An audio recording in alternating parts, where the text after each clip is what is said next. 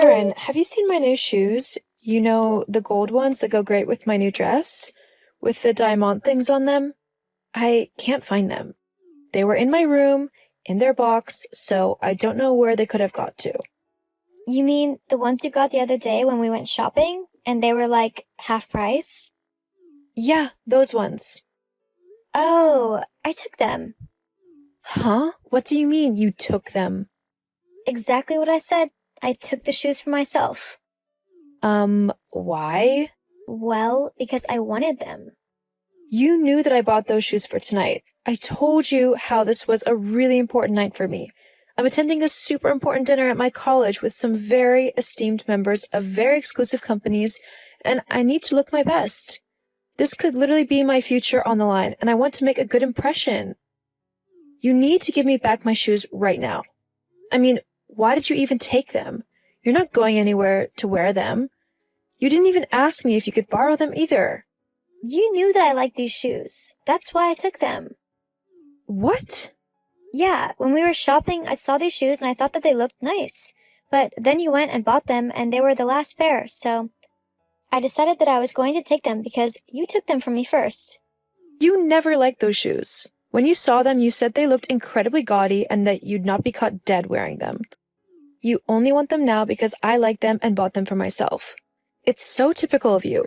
You always get jealous over whatever I have and you take it for yourself. Well, I'm not going to let you get away with it this time.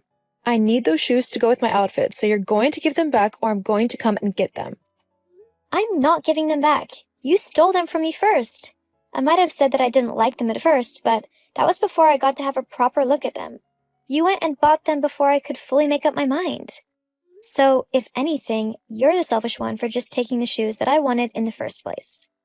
I'm not arguing with you anymore about this, Karen. You have 3 seconds to give me my shoes or I'm coming into your room and grabbing them myself. 1, You're not going to scare me. I'm not giving them back. 2, You're acting like such a spoiled brat. It's pathetic. 3. Don't you dare come in here. I swear I'll tell Mom. I don't care. I'm coming to get my shoes. Alicia, how dare you steal your sister's things? I did not raise you to be like that. Mom, I didn't steal anything. Karen was the one who stole my shoes, which she knew I had bought for my important evening tonight, and she wouldn't give them back. I needed them to go with my outfit. You do remember just how important this night actually is for me, don't you? Hang on. Is tonight the night of that dinner with all of those investors and company owners? Yes. Oh, well, that doesn't mean that you can't share your things, though. You could have worn a different pair of shoes if push came to shove. You didn't need to barge into your sister's room just for a single pair of shoes. Ugh, I can never win with you. You always take her side. It might not matter to you, but I am sick and tired of Karen taking my things whenever she wants, without asking me, even when she knows that I need them. And you never tell her to stop doing it either. If you're not going to tell Karen to stop, then I'll just have to take back everything she stole myself. There's no need to be so dramatic. Look, next time, maybe just ask nicely. I'm sure Karen would give you your things back. She's just going through a rough patch at the moment, so we need to be a bit more understanding for her. Mom, making excuses for her isn't going to help her. Her so-called rough patch is entirely her fault. If she had actually turned up to her job and done it properly, then maybe she wouldn't have been fired. As far as I'm concerned, she hasn't bothered to look for a new one in the last 6 months, so her situation is entirely up to her. And it doesn't give her the right to take my things simply because she can't afford her own. Now, you're just being selfish. Your big sister needs your help, and you're just going to ignore her? When she starts actually taking responsibility for herself, then I'll show some sympathy and help her out. Until then, she's going to have to deal with things on her own. Anyway, I need to go now if I'm going to make it to the dinner on time. I'll be back later. So, I take it your dinner went well the other week? Huh? Oh, yeah, it went amazingly. I met so many people and made so many contacts. I might even be in line for some major funding for my work. Isn't that incredible? Uh-huh, sure. I'm also guessing you've had an increase in money as well? How'd you manage that? Conned some old rich CEO into being your sugar daddy? What on earth are you on about? Well, I just noticed that you seem to have a new car, and it's an incredibly fancy and expensive one at that. There's no way you could afford to buy that on your normal wage. So I'm guessing you've conned some old CEO into buying it for you. I have to admit, that's pretty smart.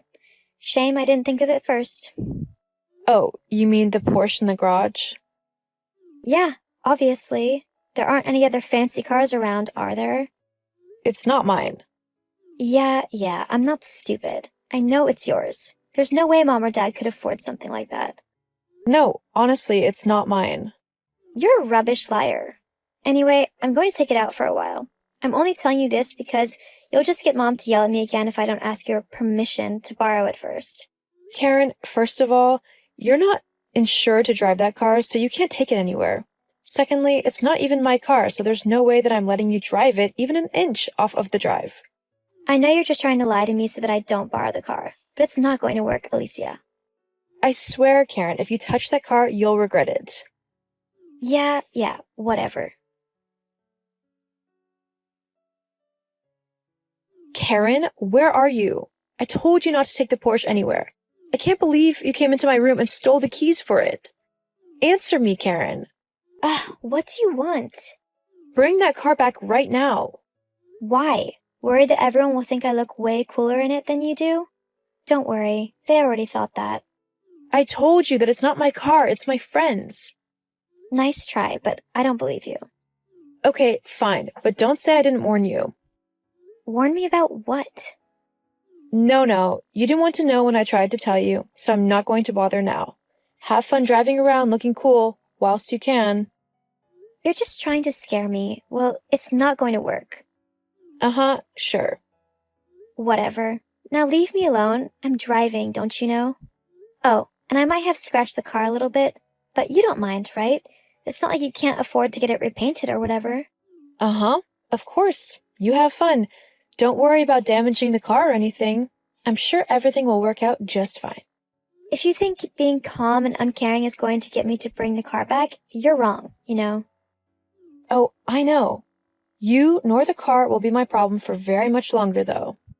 What do you mean? Oh, you'll find out soon enough. Huh?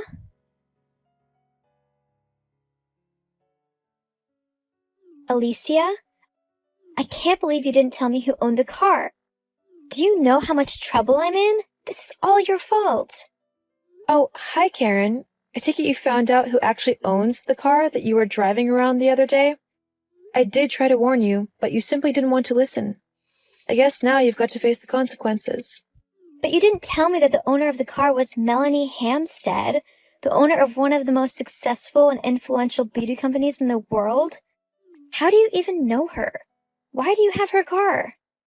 Melanie was my friend from college. She graduated a few years ago before I did. But all throughout college, she was developing her company until it grew to the point that it is now. She actually gave me a job after that dinner. Anyway, she told me that she had to go out of town for a couple of weeks and asked me to collect her car, which was being worked on at the garage, and keep it safe until she got back. You could have told me all this before I took it out. Now I'm in a huge amount of trouble. I tried, but you just said that I was lying, just so that I didn't have to share my car with you.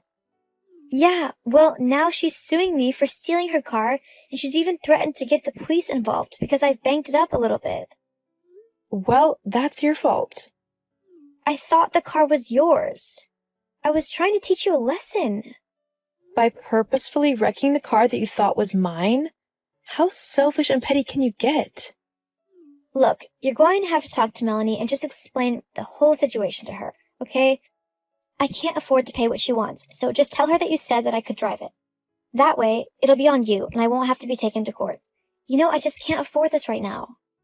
LOL, that's not happening. How do you think she found out about you driving it to begin with?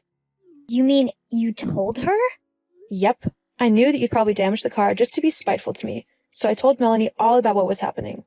Thankfully, she remembered you from when you'd come and visit me at college, so she knew exactly what kind of person you are. She told me that she sorted all out and not to worry about the car. Now I know what she had in mind, and I have to say it's quite nice to see you finally facing the consequences of your actions for a change. I can't believe you would purposefully throw me under the bus like this. You are such a horrible sister. You're the one who should be going to court, not me. Why? I haven't done anything. Yes, you have. I should be the one with a good job and able to do what I want. Instead, you lord it over me that you think you're better than me. Well, you're not. Karen, I've never thought that I'm better than you. I've just worked hard to get to where I want to be. You've not worked hard for anything in your life. Instead, you just blame everyone else for all of your problems. Well, this time, there's no one else to blame but yourself.